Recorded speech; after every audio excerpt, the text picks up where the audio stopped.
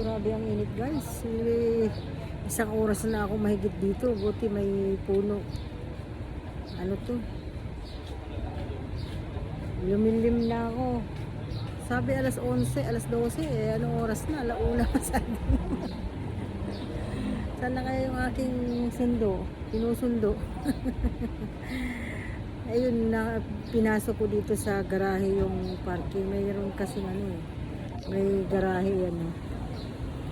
May garahe. Ang init kanina, nandun ako sa dulo eh.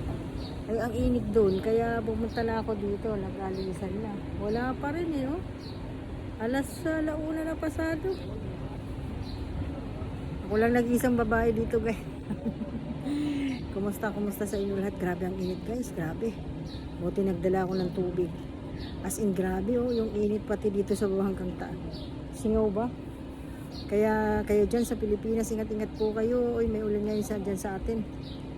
Kaya sabi ko nga, mag-ano nga ako. Wala naman ako internet dito. Magbukas na lang ako ng ano. Ang init kasi, ano.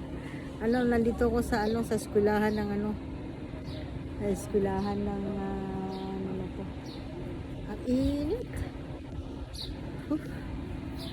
Mga guys, yan, no. Grabe ang init, oh. Nakaupo ako dito kasi inuupuan ko bato. Nakaupo ako ng bato para lang nasa Pilipinas. Thank you for watching mga guys. Thank you so much. Like and share. Thank you. God bless to all. I love you followers and viewers. Thank you sa nag-send ng star tala. Maraming salamat. Ingat po kayo. God bless. Ganito talagang buhay ng driver.